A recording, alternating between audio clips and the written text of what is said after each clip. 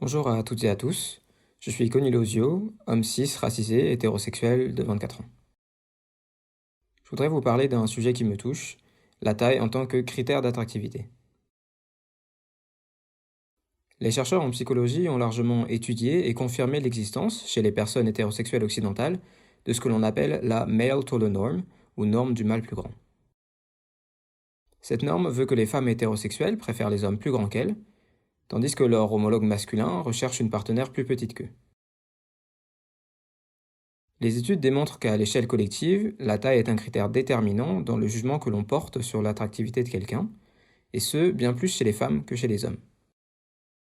Par exemple, une étude de Stulp et ses collègues, publiée en 2013, a montré dans un échantillon de 650 étudiants allemands et hollandais hétérosexuels que l'intervalle de taille considéré comme acceptable par les femmes chez un potentiel partenaire était plus restrictif que celui des hommes.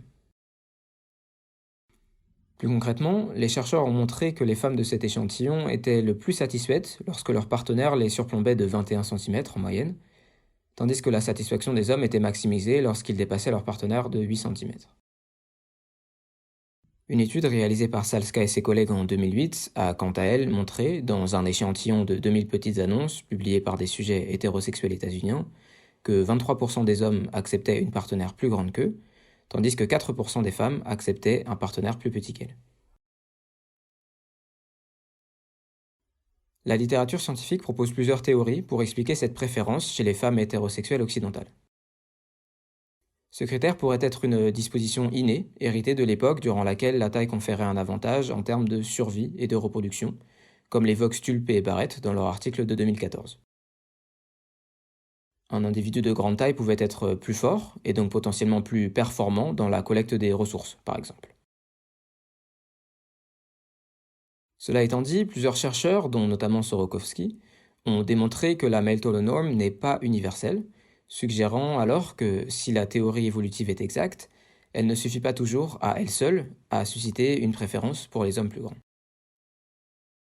On peut donc penser qu'il existe une cause acquise, d'origine culturelle, par exemple. Justement, l'autre théorie avancée par la recherche propose une cause acquise, que je résumerai en un mot, le patriarcat. Ce système politique, juridique et culturel nous apprend dès le plus jeune âge à associer la masculinité à la dominance et la féminité à la soumission, ce que rapporte par exemple l'article de Helgeson paru en 1994. On peut donc penser, comme l'expliquaient Yancey et Emerson en 2014, qu'ils conditionnent les femmes à préférer les hommes plus grands qu'elles, car cela contribue, d'après la doctrine patriarcale, à leur accorder une position dominante dans le couple hétérosexuel. La littérature montre aussi que ce conditionnement sexiste, au-delà de l'impact qu'il a sur les préférences de chaque personne, est à l'origine d'une injonction à respecter la male-toller norm. En effet, certaines femmes interrogées par Yancey et Emerson rapportent que leur préférence pour un homme plus grand est en partie motivée par le souhait de respecter ce qui est collectivement jugé comme concordant dans un couple hétérosexuel. De surcroît, une étude de 2008, réalisée par Swamy et ses collègues, a démontré que le conformisme d'un individu est positivement associé à son respect de la male-toller norm. En poursuivant mes recherches, j'ai rapidement découvert qu'il existe de la nuance dans la manière dont se traduisent ou non les préférences en termes de taille dans la formation effective des couples. Par exemple, une méta-analyse de Stulp et ses collègues datant de 2016 a mis en évidence, à l'échelle de 20 pays occidentaux, que les tailles respectives des deux membres d'un couple hétérosexuel ne sont corrélées qu'à hauteur de 6%. On comprend dans cet article que la male-toller norm, bien qu'omniprésente, ne s'applique pas à la population de manière uniforme, et donc qu'il existe une certaine diversité. Diversité qu'il serait intéressant d'explorer, mais je garde ça pour plus tard.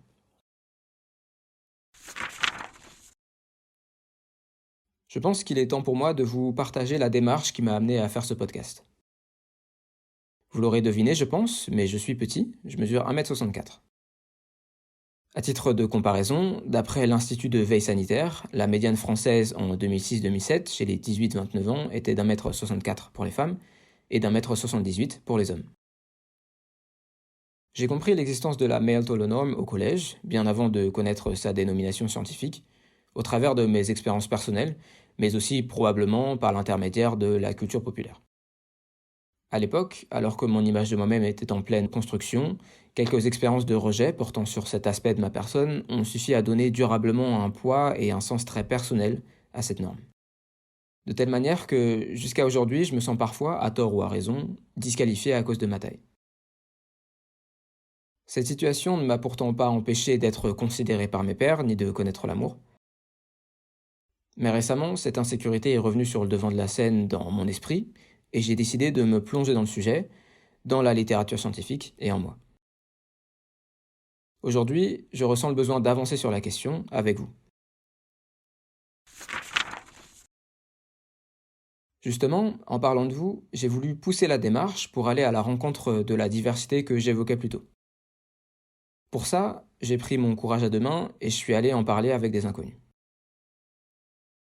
D'abord, je leur ai demandé leur taille et si la taille était un critère important à leurs yeux.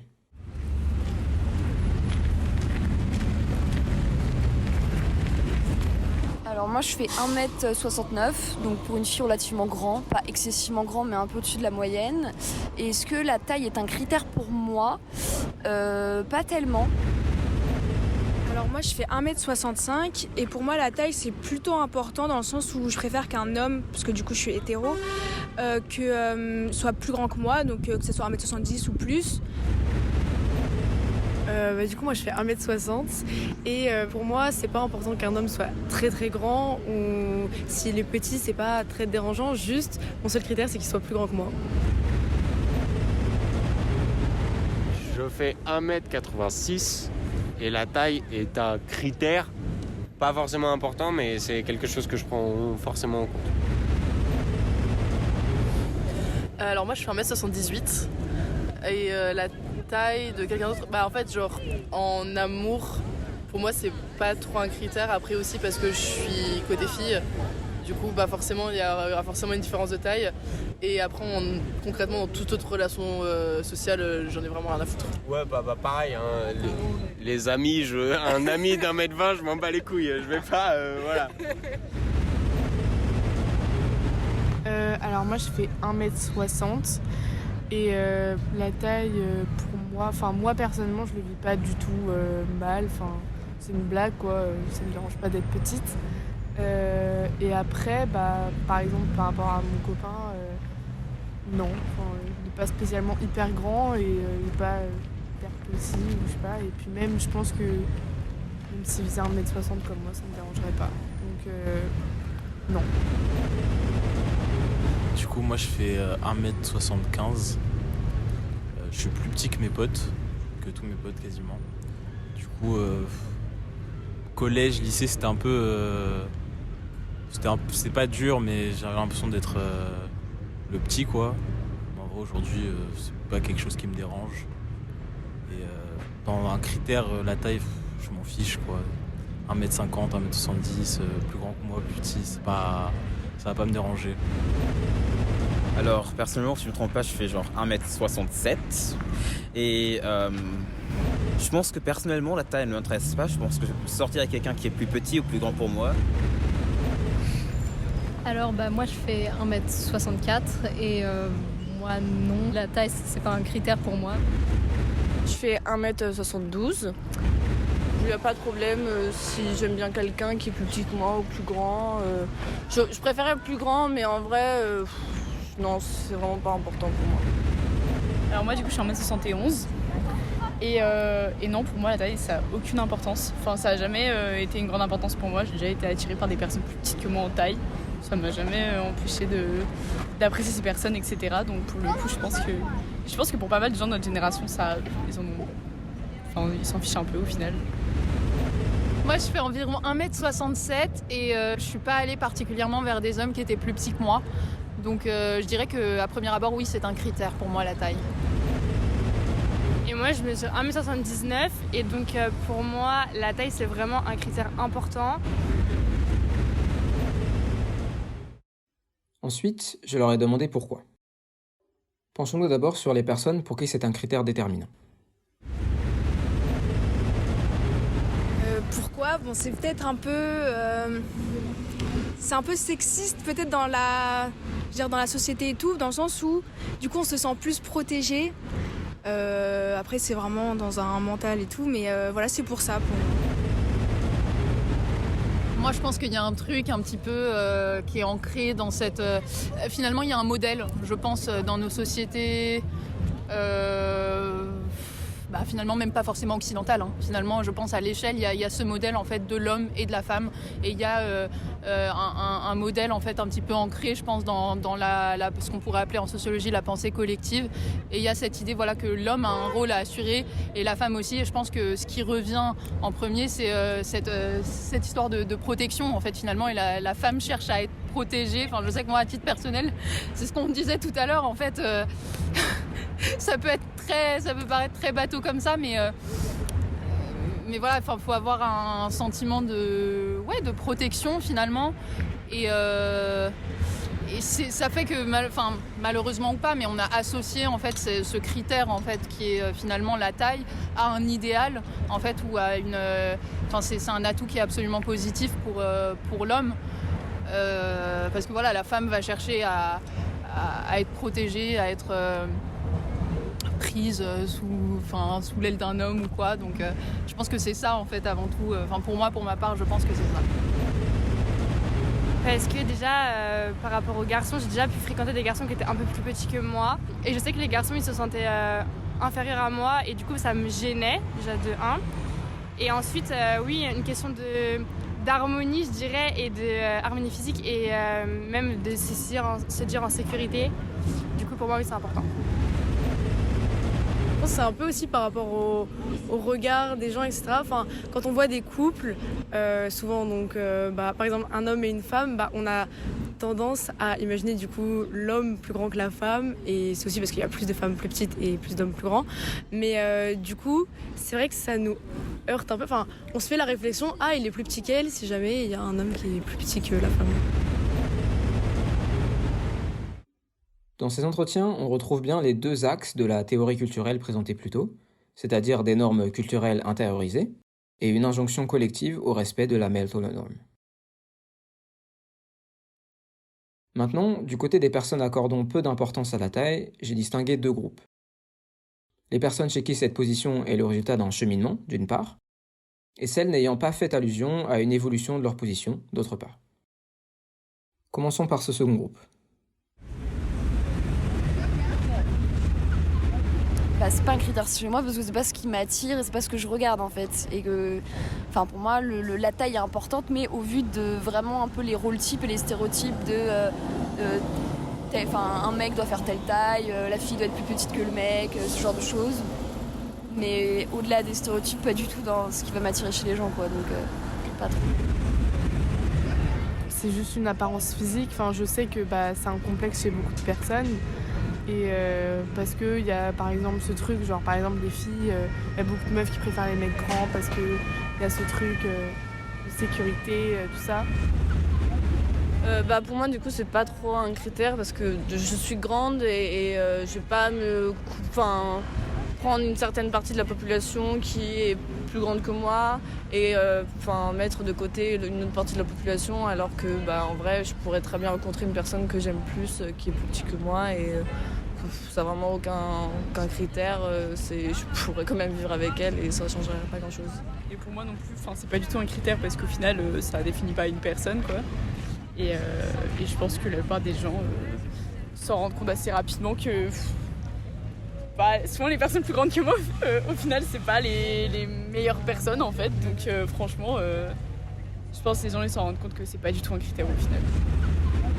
Alors je pense que c'est parce que je suis conscient du fait que je ne peux pas contrôler ma taille et que personne ne peut contrôler vraiment quelle taille il fera dans sa vie, c'est un truc génétique. Donc du coup, je pense qu'il ne faudrait pas juger les gens à base de ce que leurs parents leur ont donné, mais il faudrait les juger à base... l'apparence, absolument pas, mais vraiment quel genre de personne ils sont, si on est compatible, si on a les mêmes intérêts et tout. Je pense que c'est ça qui compte vraiment. Il y a tellement de critères pour un peu juger si une personne est intéressante ou pas, que je pense que la taille est juste un tout petit critère dans cela, et finalement ça n'a pas d'importance. Ici, j'entends deux idées. Ce n'est pas une caractéristique qui leur importe, et il y a des aspects plus importants à considérer chez une personne.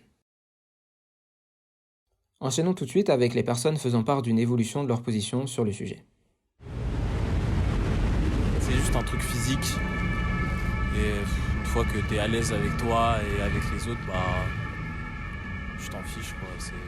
C'est pas un problème la taille, je pense. Mais je pense que, pour moi, c'est pas un critère. Dans le sens où si je suis amoureux de quelqu'un ou si ça se passe très bien avec quelqu'un qui est très grand ou très petit, je m'en fous. C'est pas la question.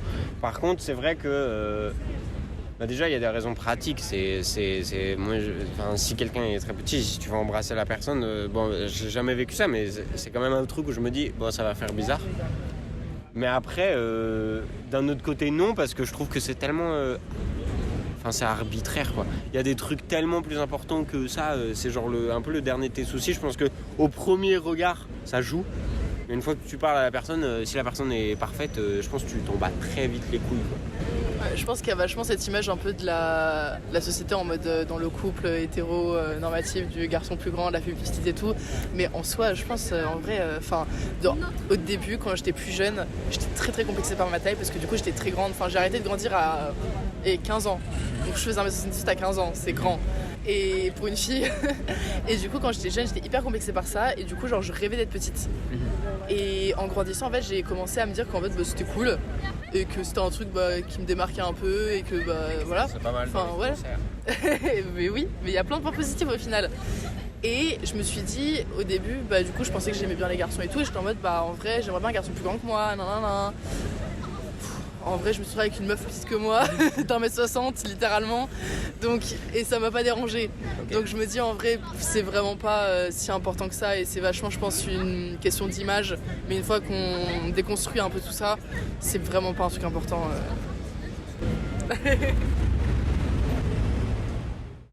On remarque que les cheminements de chacun sont assez différents. Je devine d'abord un processus personnel, parvenir à être à l'aise avec soi, déconstruire ce critère. Mais aussi une évolution en prise avec autrui, se familiariser avec une personne, ou encore apprendre à être à l'aise avec les autres.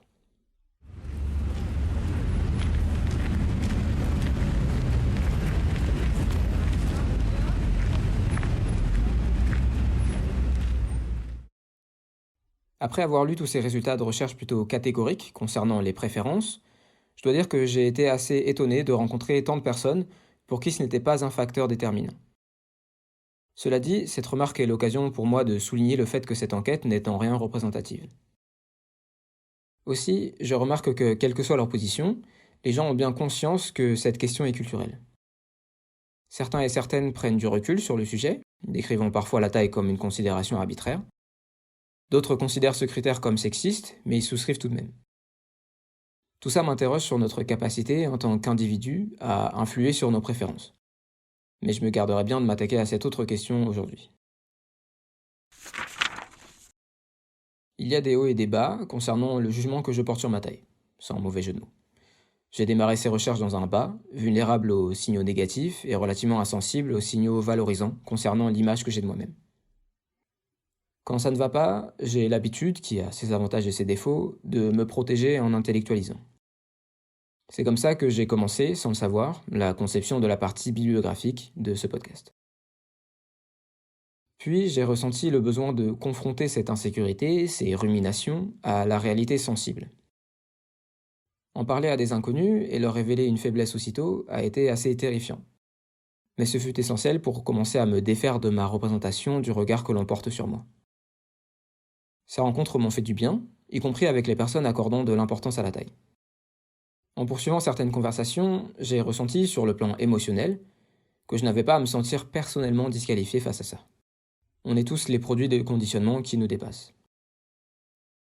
Plus largement, il m'apparaît que mon expérience, et une partie des entretiens, sont l'écho de la place prédominante que l'apparence occupe dans les rapports sociaux en Occident, mais aussi de la pérennité des rôles et stéréotypes de genre. À l'intersection de ces deux phénomènes, des études de Judge Cable et de Hamstra, parues en 2004 et 2014, démontrent respectivement que les hommes de grande taille connaissent davantage de succès professionnel et sont perçus comme plus charismatiques que les autres personnes.